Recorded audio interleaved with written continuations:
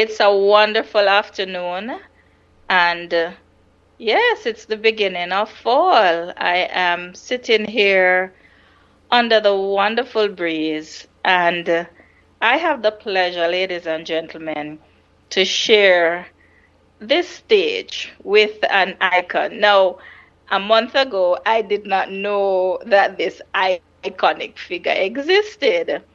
And to my great pleasure, YouTube suggested him to me.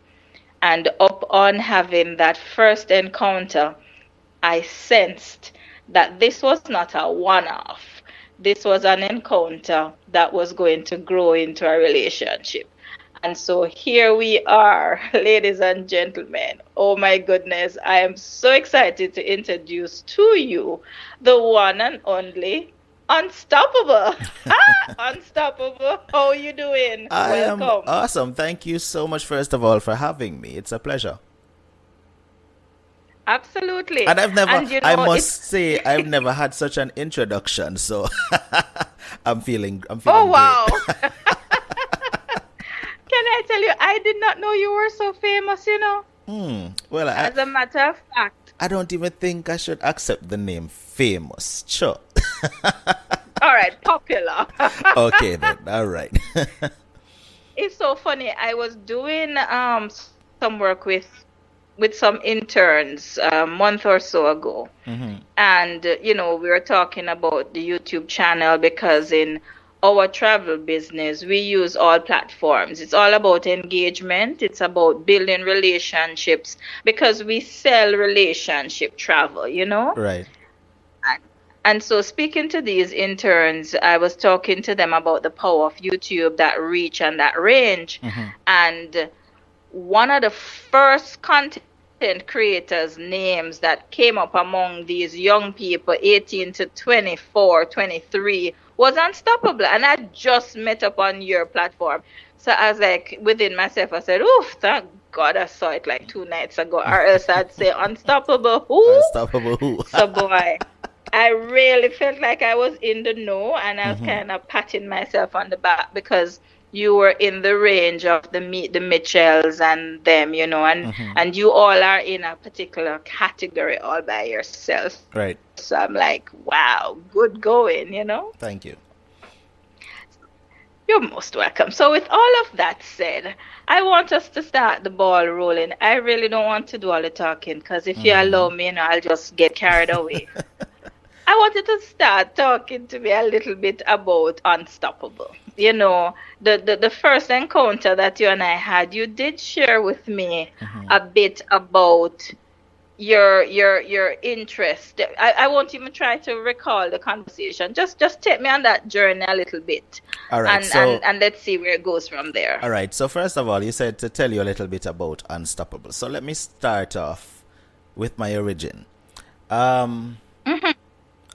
I'm from Kingston, Jamaica. My mother, a lot of people think that I'm from more probably like the countryside, but I'm actually from the raw, cold-hearted ghetto of Jamaica. Yes. Oh, really? I'm from actually the Western Kingston, to be exact. A lot of people would say, oh, Western Kingston is a bad community and only the worst type of people come from Western Kingston. But I would consider myself to be one of those who, from the inner city, who came out of the inner city and made something of myself. So that's where I started from, Western Kingston, Jamaica. And I'll tell you as well, I didn't go to no top class high school either. I actually, every school I went to were inner city schools. I went to St. Anne's Primary. I went to St. Anne's Prep. School. But see, that's the thing is, it's all inner city schools. So a lot of people would think that Unstoppable went to KC or Wolmer's or one of them school there where, but no, I went to Denham Town High School, which is another garrison school as well. Yes. So those are the schools that I attended, and that's what made me who I am today. So that's just a little bit about Unstoppable and where I came from and my background. Now, growing up in the ghetto, because I'm going to be proud to say it, Grow, grow, Hey, I mean, it is as it is, and hmm we are who we are thanks to a lot of our Yes, influences. and that's exactly where I was going with this. Growing up in the ghetto, it shaped me to be who I am today. You know, a lot of people wouldn't say that about themselves, but growing up in the ghetto, I had the opportunity, I will call it, to see a lot of things. And by seeing a lot of things, and I'm talking about bad things, by seeing a lot of things, it carved me to want to be something else separate from the things that I saw and the things that I know. You know? So that is Mm-hmm. why Unstoppable, along with having a great mother, is unstoppable today. This is awesome. And I tell you this, there's so many things that you have said that already resound with me because I remember growing up and going to high school. Mm-hmm. I went to school in the East and didn't know about this school before I got the common entrance to go. And it was bad area, quote unquote, Mm-hmm. just Mm-hmm. across the road from Bellevue, for those who know. Mm-hmm. And a lot of my classmates were from, I guess, bad areas, but we did not. When you saw these beautiful young innocent faces coming in, everybody uniformed the same way, we didn't have labels. Nobody knew, and I think that is one of the things that Jamaica is proud of, the fact that when you uniform the children and send them out, you can't tell the difference. We all look the same, But you know, and so every. Mhm. my high school experience was a bit different than yours then, because in high school there were times where I could remember that the community you come from actually mattered, as far as violence Oh, goes. Yes, the community you reign from actually mattered in my high school days because, all right, so let's just say I was going to school, and because I come from Western Kingston, and I know I come from Western Kingston, there would be another child that come from another community that would be representing another party that doesn't represent the section where I come from in Western Kingston. And there ah, would be violence based on where you come from.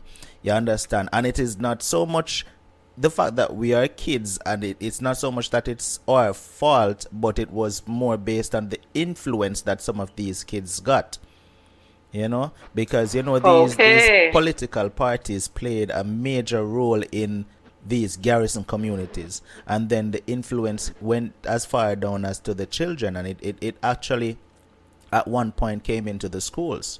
So that's why I said my experience was a little bit different than yours. Hmm. That's interesting because I remember with us, we had like, the Rollington town, the Vineyard town, the um all of that area, all the way around to Mountain View, Right. Rockford. And we had people from pretty much everywhere. We came from Portmore, but there was no status to us. And then there Hmm. were a few people who, just looking on them, you saw that they came from something a little bit more financially able. Hmm. But somehow, I don't know if it was a culture that we had, but everybody seemed to just blend. So thank you Hmm. for sharing that, because now I really feel as though our school was really, really special. We know it was, Yeah, but really, it wasn't you know, something that stood out a lot though. It was a one-off situation every now and then where, something like that would happen. But it wasn't something where, we would be segregated in school because you come from a garrison community of that we course. don't. No, it wasn't like that. But a one-off situation here and there would actually happen. Hmm. I understand. One of the things that leap out at me is the fact that as I'm hearing this, I'm thinking, boy, you must have had some dreams, some goals, something bigger than your reality at the time. Let's talk about that for a bit, eh? All right. Well, dreams are goals. I'm one other person. I prefer to go with goals because even to this day, I Okay. still don't believe in dreaming. Oh, I love to dream. Yeah, I love to sleep no, too. see, that's exactly why I don't believe in dreaming. See, my saying growing up is a person that says they have dreams has time to sleep, but a person who has goals Not no time for sleep. You go after your goals. So that's why I don't say, oh, my dream is to become. Gotcha. No. I set goals for myself, and I've been setting goals for myself from I was in high school. One of my very first goals that I could Mhm. remember setting, and I'm going to go back even further. My mother wasn't the kind of mother that had it. Let me first start off with that. My mother didn't have it like that. You know, like some kids would have the parents who would get them the most fanciest type of toys and would get them brand new bicycles for birthdays or Christmas. I didn't have that kind of mother. But the kind of mother that I had Okay. was a hard-working mother that made sure that, hey, you're going to look clean enough once you're beard and put on some clothes. The kind of mother I had was the Mhm. kind of mother that made sure that I had food to eat and a roof over my head. That's the kind of mother I had, and I appreciate her for that every day up to this day, right? Now, with me growing up that way, one of the goals that I set for myself, my mother had this black and white TV I could remember. You know black and white TV. You must know. Oh, quite so. Right? And my mother had this black and white TV. In them time they didn't know nothing about remote. So No, you you get up and turn every knob. exactly. And And if the knob pop off, you can't adjust all back. You get the right. pliers. Yes. So my mother had this black and white TV, and I grew up on this black and white TV, right? And if you want to watch a channel, well, we only had two channels as a matter of fact. So if you want, JBC and like, TVJ. So there you go. it wasn't even TVJ yet. CV. Oh, CV. It Oh, was CV. Oh, JBC. It remind was me. JBC and CVM when CVM actually came in. It was Just JBC came and in. CVM. Yes. CVM had just come in. But if you want to change the channel, Mm-hmm. you have to get up and go turn the knob. And she had this buffet. A lot of people right now probably even not even know what a buffet is, right? My mother Yes. had a buffet, and she had this black and white TV, and the TV would sit right on the buffet inside my room. And Oh. I hated that black and white TV. Oh, jeez. I I thought hate you were going to tell us some good Listen, stories about I the black and white hated that TV. black and white TV. And I always said to myself, you know what? And this is why I say I always set goals for myself. I always said to myself, the very first time I am able to earn some money myself, I am going to change out every single piece of furniture that is in my bedroom, right? And Mm-hmm. things I used to hear was about men who grow up and still like at least 20 or 21 or 25 and still living under their parents' roof, and they would be like still sleeping on the very same bed they slept on as a child under their parents' roof, and I'm like, no, that will never be me. And I could remember I got a job before I graduated high school, right? I got a very good job before I graduated high school, and my very first mission that I set out was to make sure that I kept my promise to myself. And my very first paycheck I made, I went and I purchased a brand new bedroom set Wow. and a nice colored TV. Woo! High five. I love And it. I went and I walked in the house and I said, Mommy, this TV gots to go. This bed gots to go. This buffet gots to go. And she said, what you mean? And I pick up everything and I threw them right out straight to the dump. Right? And No, then sir. when mommy look, brand new bed come in, brand new dresser come in, and I'm talking about everything all white. All white big Oh, divan bed, all white I nine like drawer it. dresser with three mirror, right? And a Ah, big nice no, colored sir. TV, and mommy looking at me like you can see the proudness in her face, like wow, right? Mm-hmm. So that was the start of me saying, you know what? I set goals for myself, and like I said, I was still in school at the time, but I got a job in school. Now, how that even came about was, in school you have practical courses, right? Yes. And my practical was auto mechanics, and which Okay. even though I don't do that right now because I hate getting grease on my hands, Oh Lord. but Mm-hmm. as a Now I whole, see the manicured nails and that's thing. listen, that's Mm-hmm. a whole other story. When I tell you that is a whole other story. But um my practical was auto mechanic, and we used to have job experience. The school would send you on job experience, and Right. I went on my job experience, and I I did so well. I made sure that I did well. And when it came time for my job experience to end, the manager called me inside his office and he said to me, "Listen, I could give you a job." And I was like, "Really?" He said, "Yes, I love the way how you're dedicated to what you do, and I love the way that everything about you just seemed like the kind of person that we want in this company." And I'm talking about a major company, Nice. This is not no little under tree mechanic shop, I'm talking about a major prominent car dealership company in Jamaica. I Nice. said, "Okay, fine, I would love this job." So immediately I got the job and I just never went back to school. And I was supposed to graduate in a couple of months. But I made the decision. I No was way. like, wait, I was like, you know what? I'm getting a job. I only have a few months left for me to graduate. So I made the decision, hey, you know what? I'm just going to continue working. Now, while I'm there working, making this money feel good, because remember, all my life, I don't know nothing about collecting big paycheck, so, Mm-hmm. so money feel good. One day I was at work and I heard the boss calling out my name over the loudspeaker. So I was like, okay. So I went to the office, and when I went to the office, my boss had this look on his face like he just got a proper scolding. So Oh my. So he said, "Your principal is on the phone." I was like, oh God. Oh, oh. Because everybody knows once you have this principal on the line, that is a serious problem.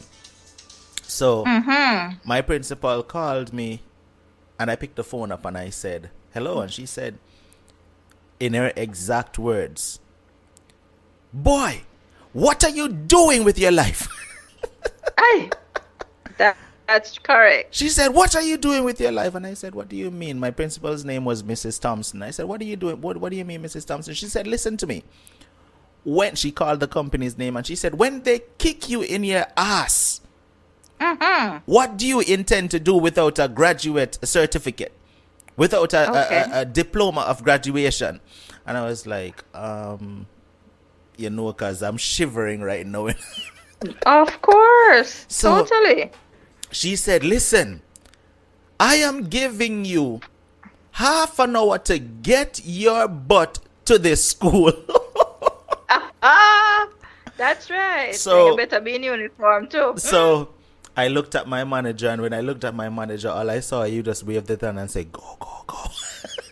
Of course. Of So course. Smart man. anyhow, I left and I went to school that day and I went directly to her office. Now, the average student wouldn't have gotten missed by the principal, first of all.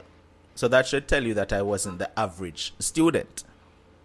Okay, good to So know. when I went there, I went directly to her office and she said, "Sit down." And she said, "I noticed that you haven't been coming to school. That is why I called that company." Right? And Mm-hmm. she broke it down to me and she said, "Listen," she wasn't even mad anymore when I got there. She broke it down to me and she said, "Listen, you need to graduate, right? And I know the money may seem nice to you now, but you have greater potential than what you're earning right now. And if you Mm-hmm. should end up where something happened down the line and you no longer have this job, you cannot get employment anywhere else without finishing school." She explained it to me and I accepted everything she said, and I explained to her, well, I said, "I do understand, Mrs. Thompson. You are 100% correct." And she said, "Anyhow, this is what I will do. You can continue working." I was like, huh? She said, no, she allowed me to continue working. She allowed me to go back to work. And the only leniency that she gave me, however, because if you miss school for a period of time, you cannot graduate, right? Right. Um, you wouldn't make the graduating list. And she said to me, "You could continue going to work. However, you have to be to choir practice every single Thursday evening," because she wanted me to lead the singing for graduation. So I You said, sing. Yes, I do. So I said, okay. Awesome. I said, Getting okay. good. I went to choir practice every Thursday, but I continued to work. Now, when graduation time came around, I got so much hate from other students because there were students who didn't make graduation because they either didn't get their grades up or they missed classes too many times.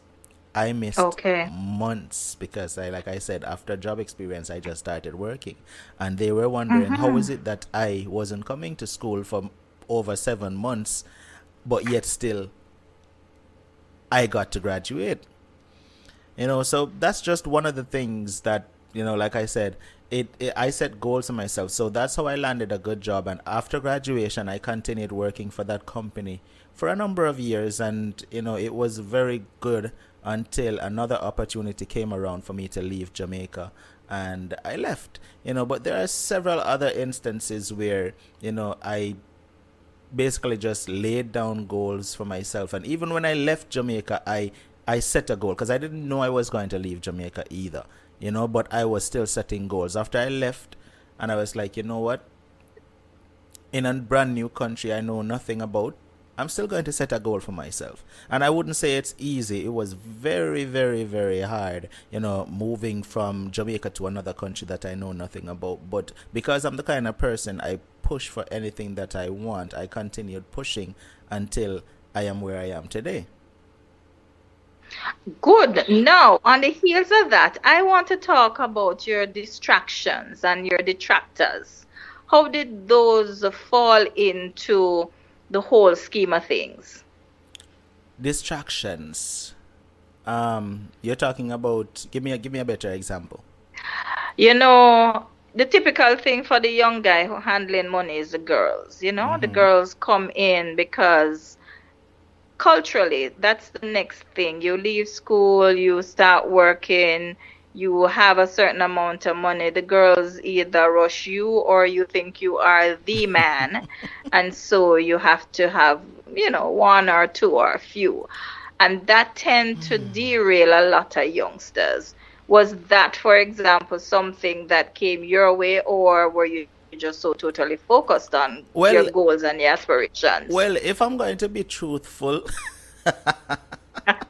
Be the truthful. truth about it is, girls did come my way, and I was the kind of young man who, I guess I could use the word flamboyant. Oh, I like that word. I guess I could use that word, and because I knew I was Mr. Handsome, and I was, everything that the ladies liked back then. I guess I kind of used it to my advantage, in my younger Mm-hmm. days. It was an experience. Let's put it that way. Um, Growing up as a teenager, but nonetheless, even though I knew that the ladies loved me, I still never allowed it to be a distraction, however. Because Okay. one thing that I always told myself, and even to this day I hold this very dearly. If I'm talking to a female, if I'm involved with a female, that female has to be the type of female that can elevate me to another level, and not be the type of female that's going to pull me down, right? So from teenager days, I was like that. I always wanted to be the one who would have a plan to say, okay, you know what?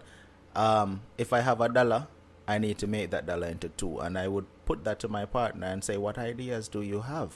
And I'm talking about from teenage days. Mm-hmm. Every teenager did have them little boyfriend or little girlfriend. Yes, I did. so, Of course, of so course. yeah, I always had that mindset. So I never allowed things to really distract me. Well, that is awesome. Now, I would like you to think back, if you can, about one or two things that really threw you off as you started life in a new country, or any funny anecdotes, anything that really stood out as a Jamaican young boy, young man, going into a new culture where pretty much everything is different. Was there anything that stood out for you that made you say, boy, this Well, is really Well, I'll tell you a different? story. I'll tell you a story. And this is something that, even this, what I'm about to tell you, made me strong today.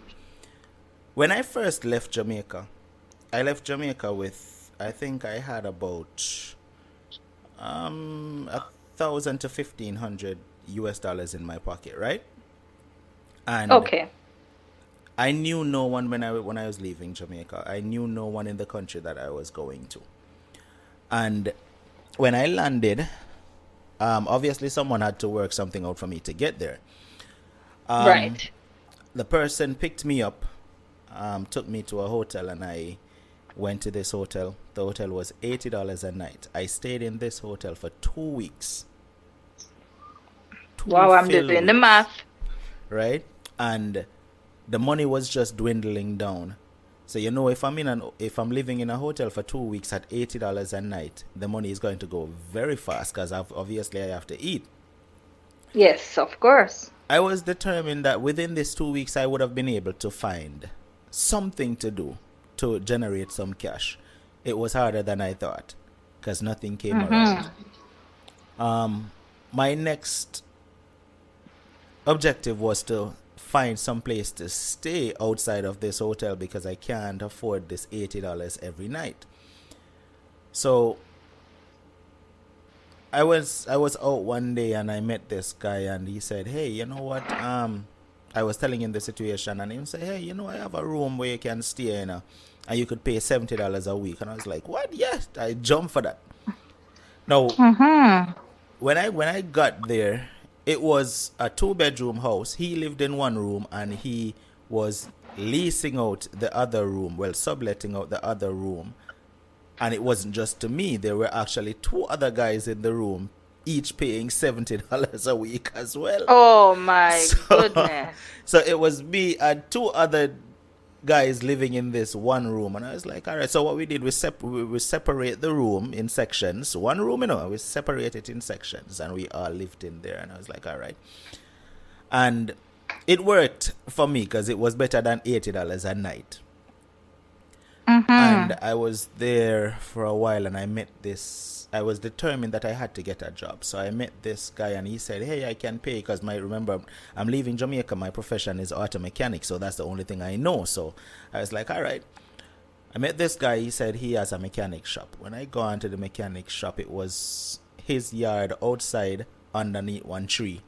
He does little mechanic work. So I was like, you know what? I can't be picky right now because I need some money.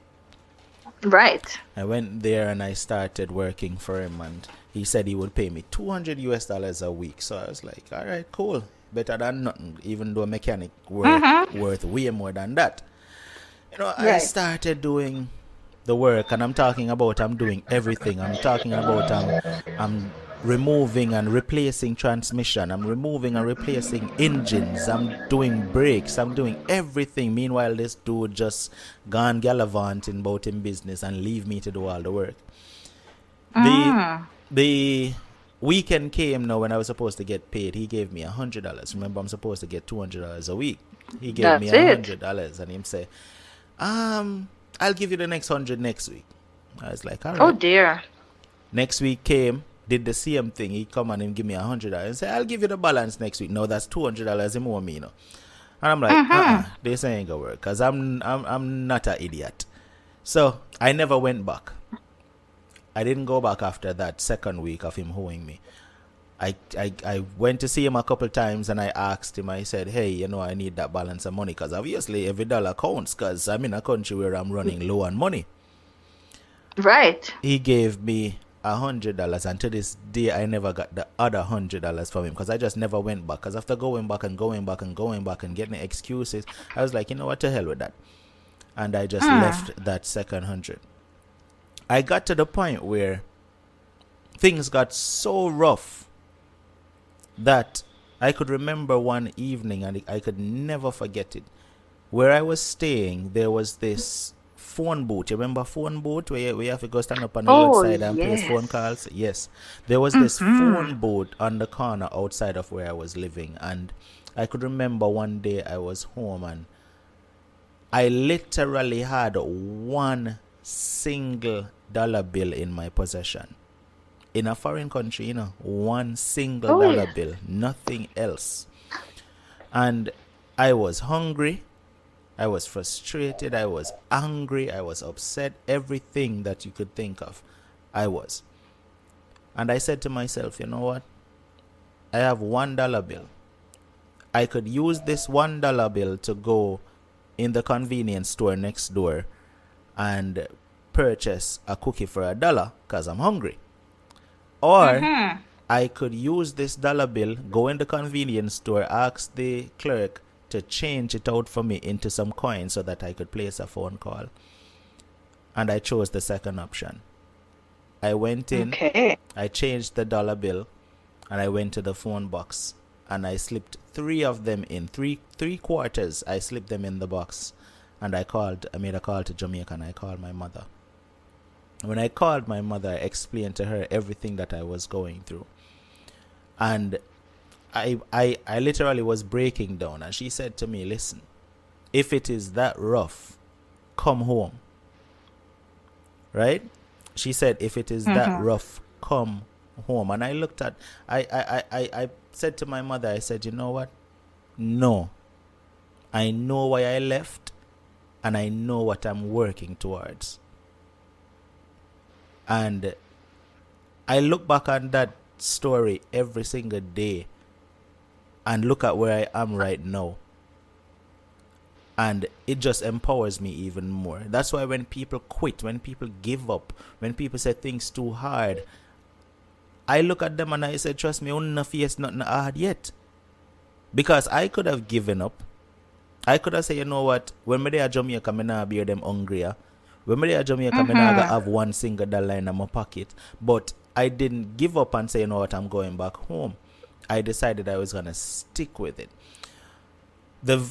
That evening, I went in, and I'll tell you this. After I came off that phone call, it's like my belly full. Never hungry no more. Yes. I came Yes. off the phone and I went inside and I laid down and I went to sleep.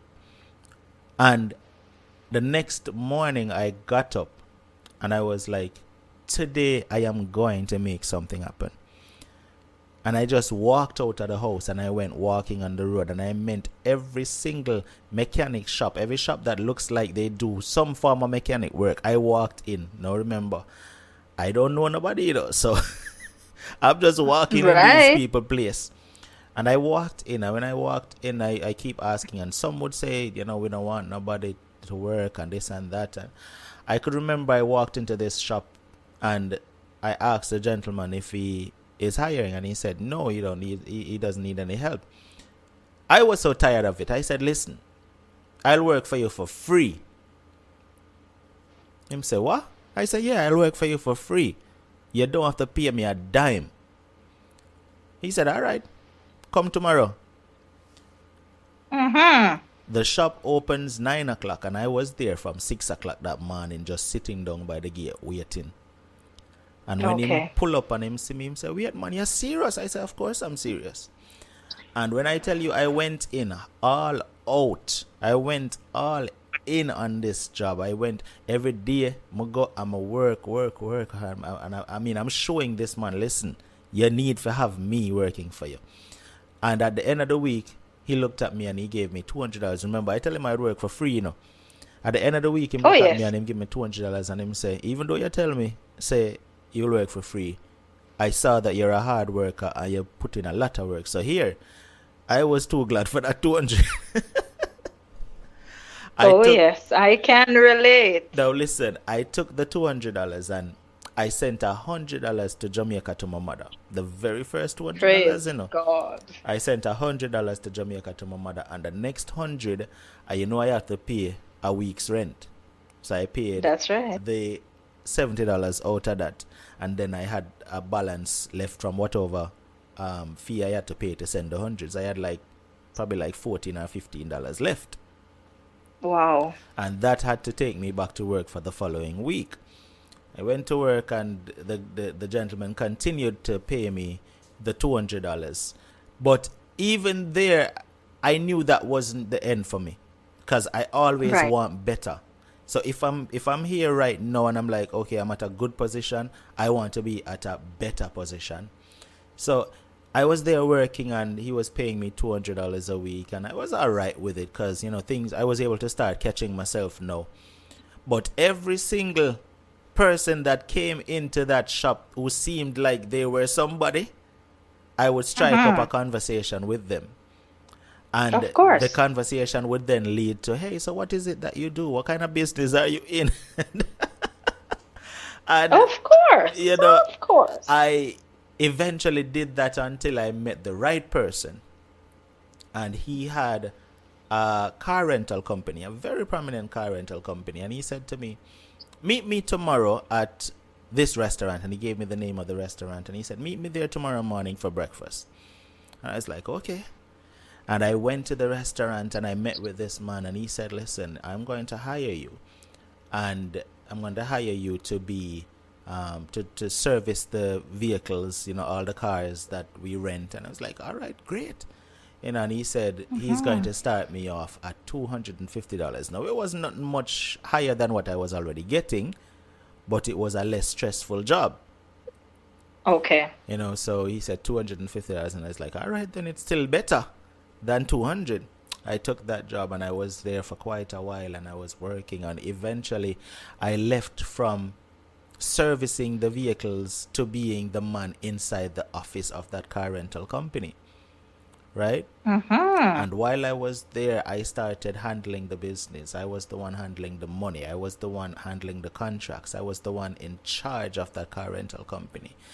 So I'm saying all this to say that with everything that was happening to me, I never allowed obstacles that came in my way to stop me. And I moved on from that car rental company to bigger and greater things, until I started my own business, and started to hire my own people.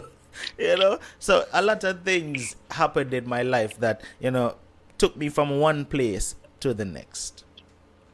No, there is something that I like to talk about, Mm-hmm. and that's feel good.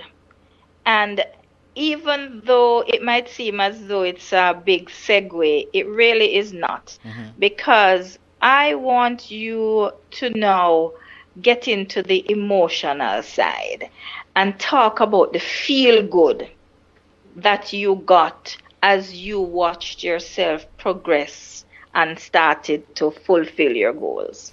Well, the good thing is, every day feels good.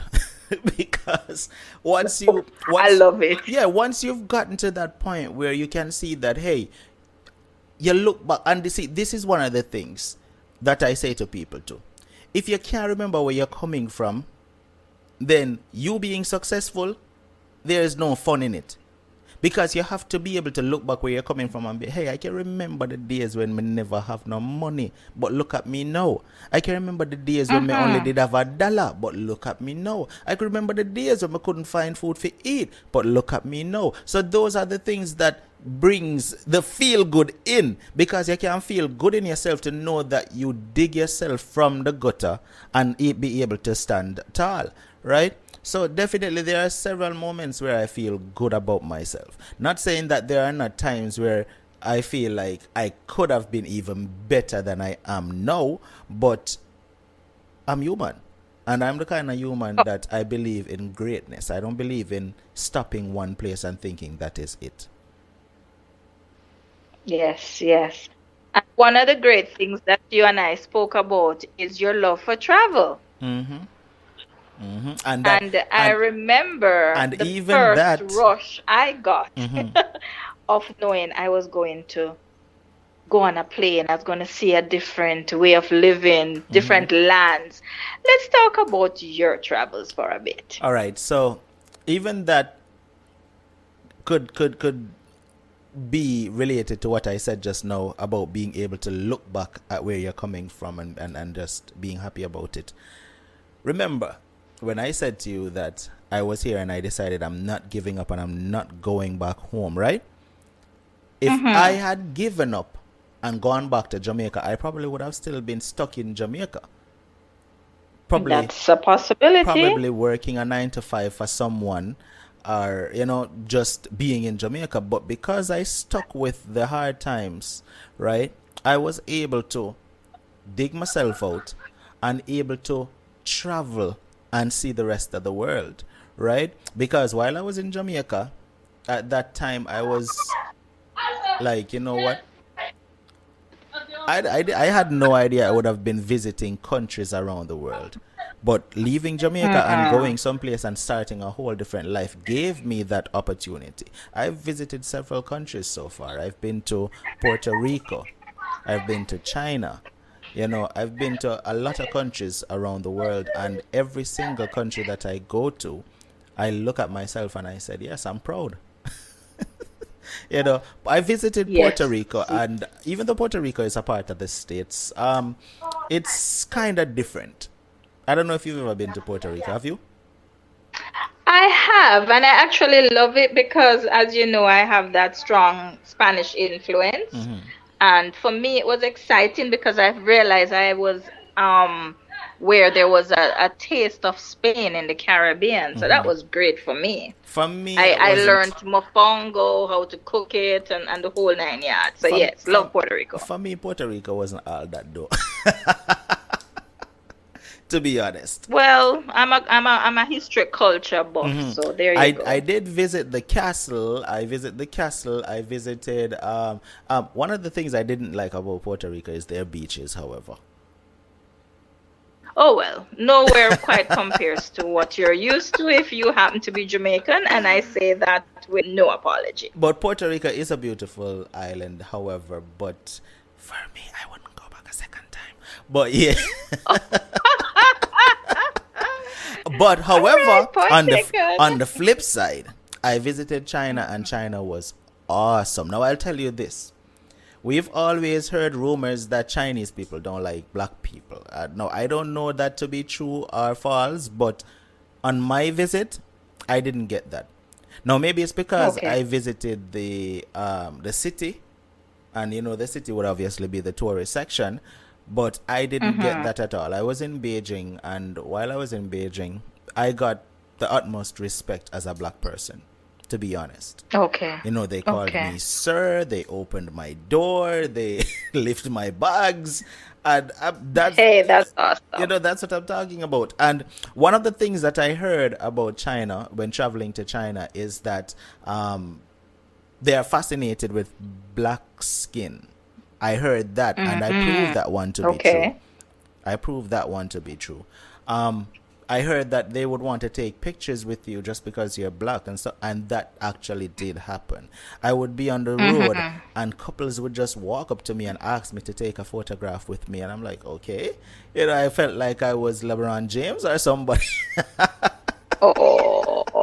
You know, but yeah, if anybody wants to visit China, definitely go to Beijing. You will have fun. However, one of the drawbacks was, nothing is wrong with the Chinese food, don't get me wrong, but one of the drawbacks for me was I had a problem with the food. That was the only Okay. problem. You know, I stayed at a semi Western type hotel, so they served the Western food. Thank God for Right. that, because I probably would have starved for the 2 weeks I was there. Oh dear. I have a horrible one night though. One of the nights out of the 2 weeks was horrible. I I went out for the entire day that day, and I didn't get back in time for when dinner was going to be served in the hotel. And the kitchen was already closed when I got back in. So I was like, okay, then I'll just probably go on the street and see what I can find. I went and I walked and I walked and I walked until I finally came upon something familiar, which was a KFC. Oh no. Now, when I got to the KFC, I stood outside. Now, I'll ask you this question. Anywhere in the world you are, well, let me not even use anywhere in the world. If you're in Jamaica or if you're in the US or and you see a KFC, what is the first thing you notice? The Colonel's face. Okay, what is the second thing then? Chicken. The smell, Of course. Well, oh, yes, you're right. You're right? right. The smell is supposed to pull you in. The smell is the first thing you notice anywhere a KFC is. Now, I was standing Mm-hmm. in front of this building in China and I could not smell anything at all. Red flag. And I found that to be weird. So I was like, okay, maybe they have some unique ventilation system that doesn't let the scent to come out, doesn't allow the scent to come outside. Right. So I said, all Right. right, let me walk in. When I walked inside, very same problem. No scent Oh of dear. KFC at all. And I was like, oh, hell no. That's not going to happen. I'm not eating this because I'm looking at them dipping the chicken, but I'm not smelling any chicken. Oh no. Oh, so it might not even be chicken. So Hmm. I was like, all right, let me keep walking the stretch. I went walking again looking for another familiar place. I came up on a McDonald's. And I was like, all right then, I know McDonald's. So I went, stood outside, very same problem. Couldn't smell nothing. Oh dear. Walked inside looking at them flipping the burgers, couldn't smell nothing. I went back home to that hotel room and I grabbed 2 apples from the lobby and I went. You are not an adventurous man. Oh my And goodness. that is, trust me, I wasn't gonna be that adventurous to find out what that was they were cooking up. I went Oh. back and I ate So those there, two now, apples and now, went to now sleep. you cannot tell me about your encounter with possible spring chicken or something else exotic like No, that. no, no, no, no, no, no, no, no. That I can never talk about because I would never eat it. First of You all, know, first of all, I go can't ahead. I can't stand frogs. If I see a frog right now, I'm distancing myself. Not that I'm scared of it, That makes but two I of us. don't like them. I had this friend that a frog literally jumped in his face one time, and it was Oh dear. horrible. Like I can only imagine that would have been. the frog literally jumped right head on in his face and sat on his face for the longest and then just jump off and you could literally see every slime from underneath the belly of the frog Oh, running down my oh, friend's face. oh, that is nasty. Ugh, right there. That's wrong. Mm-mm. Yeah, so just imagine me talking Got about you. eating a Got you. frog. Never see it. But trust me, the experience. I went Man, to the glass bridge. I walked the glass bridge. It was beautiful.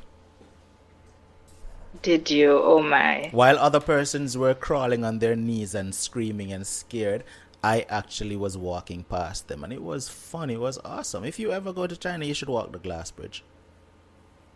You know, there is a skywalk, it's called.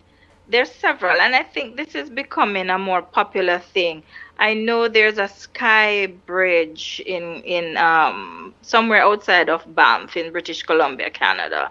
And then they're doing it pretty much everywhere. Now on MSC there is a skywalk which is I think about deck 8 and it's suspended right over the sea. And you're walking and it's all glass and as you're looking down you're just seeing the sea below. And so I can only imagine. I did that. It was a little bit terrifying, but I did it because my thought process is you only live once and I hate living with regrets. Listen, So I have done that, and I can imagine it might have been something similar to that one there in China, eh? there is not much I wouldn't do. I intend to do bungee jumping one day. I intend to jump out of a plane. I intend to do all Of those course, why things. not? As soon as this whatever virus is that they're talking about ends next year, my plans are to go walking with the lions and the giraffe and the elephants in Africa. And I'm looking at probably like around September of next year. So hopefully all this is over with, and that's where I'll be for September next year. You know, a birdie came close to me and hinted that you are a September born. Is there any possibility to that truth You know or to that that statement, that thought process? you heard me say something like that on the show. Say a birdie. And I did not, I must confess, I did a little math. Because uh, on your show, you did say something to someone, and the whole time frame Mm-hmm. kind of lined up. So without even knowing you personally, I am already filling in the blank spaces of the personality type that I'm speaking to. So I'm understanding you very well, Yeah, I'm a quite Virgo. so. I just celebrated my birthday a couple of days ago, I could call it. I'm actually on the 17th. Okay. Yeah. All right. So we share the same birth month, and if you're into the whole signs, the same sign, and heaven knows there might be a few other things we share as our journey continues, eh? We'll find out more. We'll find out. You know, how I want us, there are two things that we should never close this chat without speaking about. Mm-hmm. The first one is how travel has enriched your life. Well, And the traveling. second, yeah, go right ahead, Right. and Let then me I'll let give me you the answer the second first one. after. Right. Traveling enriched my life because it taught me about different cultures for one, and it opened my Hmm. eyes to see greater things. Because, to be honest with you, the first travel was leaving Jamaica, and if I never traveled and left Jamaica, I would have never known that things could be better on the other side of the world. Because I would have Hmm. been stuck in that same mentality of never leaving Jamaica and never seeing anything else. So that's how travel has changed my life, because it gave me a different outlook on a lot of things. There are so many, and then being raised in the garrison, again, I keep stressing that being raised in the garrison, there are certain things that you think are normal, like, for example, Yeah. hearing your neighbor go out a door and scream, "Hey, wagwan girl!" Things like that are things that you hear in the garrison. And then when you leave and you travel, you realize that, hey, this is not how people in other countries carry on. Well, maybe not in the garrison, but or in the ghetto communities. But yeah, you learn other things. You learn other foods. You learn, you just learn everything. You learn how people interact, because Jamaicans interact one way, and people of other cultures interact in a whole different way. Yes, that is true. So that is how travel has definitely enriched my life, by teaching me new things. And I tell you this, just to piggyback on that, there are persons even to today who do not believe I am Jamaican Mm-hmm. based on how I speak.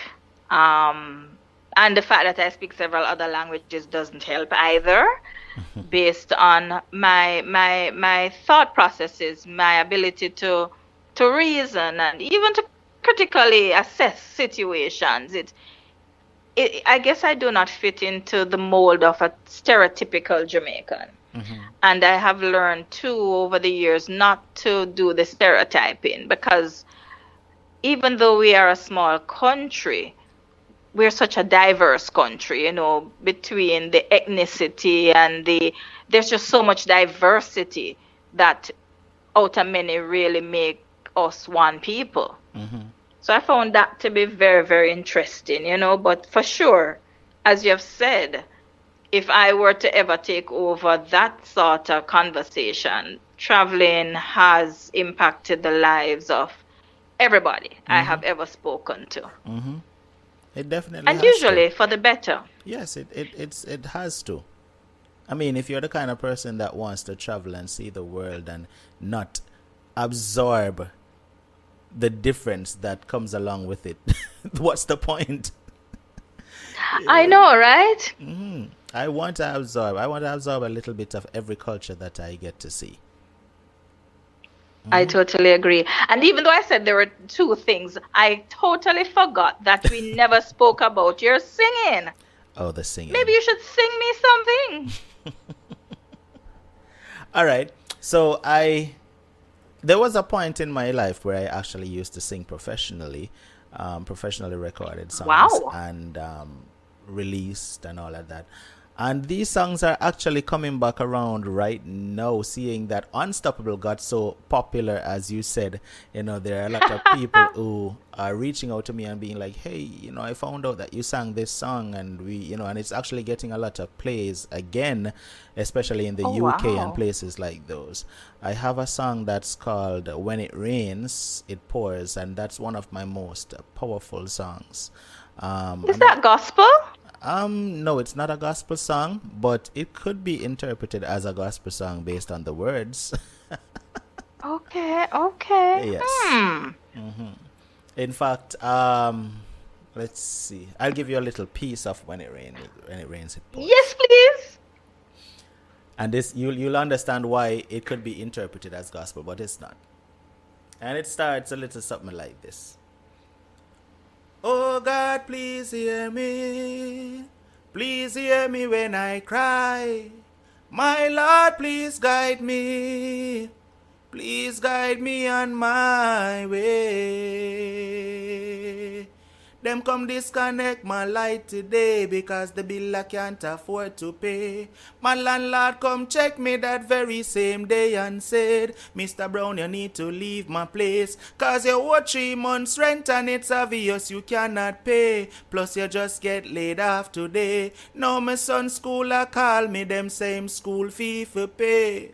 Why does it pour when it rains? When it rains, it pours. When it rains, it pours. When it rains, it pours. I can't take no more. But Father God, me nah go make it stress me out. Nah go make it get to me. All I'm gonna do is hold the faith. Even though I know my bills is stacking up and piling, I am gonna trust in you. Lord, I'm gonna trust you'll make a way. You tell me by the sweat of my brow I shall eat bread. So I'm putting in this work to eat some steak. You never give a man more than he can bear. Lord, I don't know how much more I can take. Father God, I'm begging you to guide me on this journey. Please guide me while I tread this rocky road. And Father God, I'm begging you for strength and protection. Give me strength while I carry this heavy load. When it rains, it pours. When it rains, it pours. When it rains, it pours. I can't take no more. And that's just a little piece of it.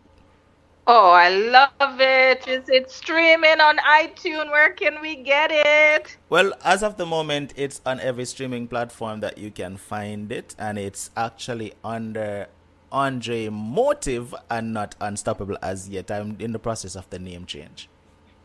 All right. Wow. I love it though, and I'm not just saying it for you to feel good. Yeah, that is I actually, like I like said, it. one of my most powerful songs that I've ever written, and it's actually getting a lot of love. It has been getting a lot of love over the years. Like I said, I wrote this song about, believe it or not, about 4 to 5 years ago, and it is This is really picking up wonderful. some traction again right now. This needs to be in my arsenal of motivational songs because it speaks so eloquently to just life, you know what I mean? Yes, it's a reality song that everyone could relate to, and Yes, that I is why love it it. was I written. I certainly need to own it for sure. I shall be owning it today. Alrighty. And so, as we bow out gracefully, we cannot close today's podcast without speaking about your YouTube channel, your program, the fact that you're live. And that was one of the things that kind of got my attention. You're live, you're doing this, you're engaging persons, you're talking about matters of the heart. So, take it in whatever direction. Let my listeners know about Unstoppable. Let them know about the program. Put whatever information to make contact with you and to be a part of your live stream. Just take it away right now. Well, first of all, the program is called Unstoppable Live, and it's a talk show that airs on YouTube only, and Facebook, I should say. Sorry, YouTube and Facebook only for now. I'm not a podcast great like you are, so We're gonna work on that. Some things are destined to be happening. so So, we yeah, leave it right there for now. it's called Unstoppable Live, and it's Mondays, Wednesdays, and Fridays. And what Unstoppable Live is, it's a talk show that is based on helping people, to open up and speak up about their experiences. So that it could be any kind of experience that you've had, whether it be in the past or even ongoing, and you want to talk about it. That's what my platform is for. It allows people that avenue that they can speak to someone. And the funny thing is, and interesting is, it's a group of strangers that you're able to speak to and not get judged or ridiculed or disrespected.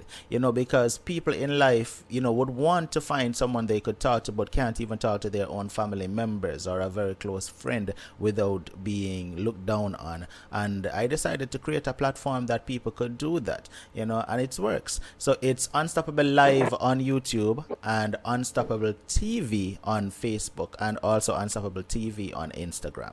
And if anybody is listening to this podcast and feels like they want to share their experience, like I said, it could be anything, any kind of experience, because every experience teaches wisdom, right? So you can reach out to me at Unstoppable TV on Instagram or Facebook, and my phone number for WhatsApp is 876-420-3368, and those are the easiest ways to contact me.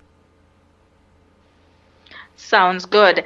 And if I should ask as a parting comment, and this is kind of weird, but just indulge me. Mm-hmm. When you should depart this earth and someone wants to remember you, how would you like that memory to be if you had any say in the matter? How would I like to be remembered when that day comes? Honestly, I'm putting in the work right now so that somebody would make a statue of Unstoppable someday. Awesome! Why am I not surprised? But on a more serious note, my mission is not just to do greatness on social media. My mission is eventually I want to start some kind of program that my name will live on through this program. So if it's something that will help children getting out of situations, if it's something that will help abused women from getting out of situation, I want to be the one. I want to be the one that starts some kind of program that will make a difference and make a change in people's lives. So even 20, 30, 50 years from now, that program should still be ongoing when I'm already gone. So my name will still live on and my legacy will live on. So that is how I want to be remembered, as that man that made a change in so many persons' lives. Awesome. Awesome. Ladies and gentlemen, we have sat for over an hour. Doesn't feel like it, does it? But we have sat for over an hour with the man unstoppable. And we want to thank you for spending the time just to take tidbits of greatness from this man. We take a bow in his honor, knowing that he has already started impacting the world and he is continuing, and there are great things in store. And so as I met him quite by chance, and as I have learned over the years that nothing in my life is quite by chance. It's ordained. I am very happy that we were able to share stage, and last night we shared stage on the flip side where I was able to give my story. And so we do have that, of course, available on our Share Fantastic. We do have, well, he has it. Sorry, let me switch this around. So it is available for you on his Unstoppable YouTube and Facebook for Unstoppable TV. And absolutely amazing. Absolutely wonderful. And so as we bow out, just want to thank you, Unstoppable, for stopping by here with us. Certainly. And for sharing what has been a very, very rich and delightful experience. Great. And it has been a pleasure talking with you. I did enjoy our over an hour conversation. Indeed, indeed. Ladies and gentlemen, it's a sweet life, and the Sweet Life Travel Podcast has had the distinct pleasure of coming to you another time from up in the hills, looking over the greatness of creation. And at this point, we say, ciao for now.